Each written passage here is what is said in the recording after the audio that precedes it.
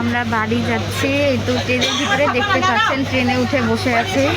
তো আমরা স্টেশনে ঢুকতেছি আর ট্রেন আওয়াজ হলো ঢুকার। তো তাড়াতাড়ি এসে দেখতেছি ট্রেন ঢুকে অলরেডি দাঁড়ায় আছে, আমাদের জন্য ট্রেন অপেক্ষা করতেছিল। ট্রেন এখনো দাঁড়ায় আছে। ট্রেন 9:45-এ ছাড়বে আর এখন 9:38 বাজে। ট্রেন অনেক তাড়াতাড়ি ঢুকছে, 10 মিনিট আগে ঢুকছে ট্রেন। ফার্স্ট আজকে ট্রেন, আজকে রাইট টাইমে যাবে। ট্রেনের কোনো সবাই দোয়া করবেন আমরা যেন সুস্থ সহি সালামত বাড়িতে পৌঁছাইতে পারি। আর এই তো বাড়ি যাচ্ছি, বাড়িতে যে আপনাদের সাথে ব্লগ শেয়ার করবো। তো ট্রেনটা ছাড়ুক তারপর আবার ব্লগটা স্টার্ট করছি। তখন পর্যন্ত ব্লগটা দেখতে থাকুন। আর এই যে দিনাজপুর স্টেশনে ট্রেন দাঁড়ায়, ট্রেনটা ছাড়ুক তারপর আপনাদের সাথে ব্লগ শেয়ার করছি। ট্রেনের টাইম দেওয়া আছে 45-এ। ট্রেন হুইসেল দিয়ে দিল অলরেডি, আর 5 মিনিট পর ছেড়ে দিবে। না ওই দিকে আরেকটা যে ট্রেন ঢুকছে। স্টেশন ফাঁকা, এদিকে মানুষ নাই। ওই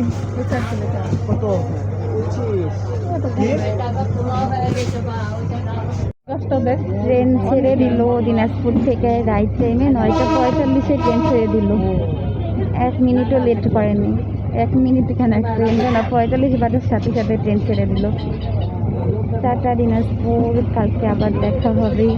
আবার কালকে দিনাজপুরে ফেরত আসবো। একদিনের জন্য আমরা নওগাঁ যাচ্ছি, একদিনের সফর।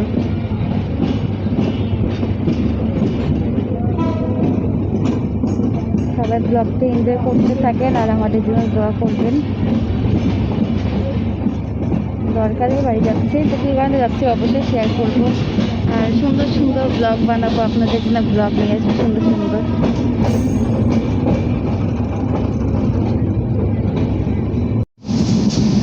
এত সুন্দর লাগছে দেখো। আমগুলো পাইতে গেছি কিন্তু এখন সুন্দর হলুদ কালার। ভিডিও করাটা অনেক রিস্ক হয়েছে, ফোন বাতাসে মনে হচ্ছে উড়ে যাচ্ছে, পড়ে যাবে কখন। আর বৃষ্টি হয়েছে না, ঠান্ডা আবহাওয়াটা, ধান পেকে গেছে আর অনেক ধান এখনো ভাগে নাই। দিনাজপুরে ধান হয়তো দেরিতেই ভাবতেছে, ওইদিকে পেকে গেছে নাকি শুনলাম ধানগুলো, কাটা শুরু হয়েছে। অল্প কয়েকদিনে কাটা শুরু হবে। এত বাতাস হচ্ছে, উড়ে যাচ্ছে, দেখেন হিসাবটাই উড়ে যাচ্ছে ঠিক জায়গায় বসে, খুবই বাতাস হচ্ছে। আর এবার লিচু গাছে লিচুই নাই। দেখো যেসব গাছে এত লিচু হয় সে গাছে লিচুই নাই। এই সময় লিচু অনেক পেকে থাকে, তার পাকা নাই। এবার বৃষ্টি না হলে লিচু আম এগুলো অনেক কম হয়েছে, ফলন কম হয়েছে। এত বাতাস হচ্ছে দেখা যাচ্ছে না, খুবই বাতাস। দিনাজপুরে এত দ্রুত যান এদিকে দাঁড়িয়েছে, এদিকে পঞ্চগড় এক্সপ্রেস ছেড়ে দিয়েছে।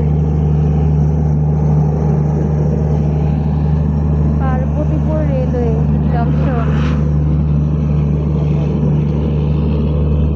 তো এই যে এখানে পার্বতীপুরে বেস্ট মুড়ি মাখা নিয়েছি।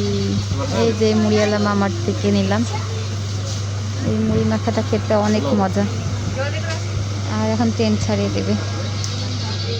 তো বাড়িতে তো এসে গেছি, আর ব্লগটা কন্টিনিউ করব না, এখন বাড়ির ভিতরে যাই, তারপর আবার ব্লগ পরে স্টার্ট করবো। আজকের ব্লগটা এই পর্যন্ত, কেমন হয়েছে অবশ্যই কমেন্ট করে জানাবেন। আর বিদায় নিচ্ছে, সবাই ভালো থাকবেন, সুস্থ থাকবেন, আল্লাহ হাফিজ।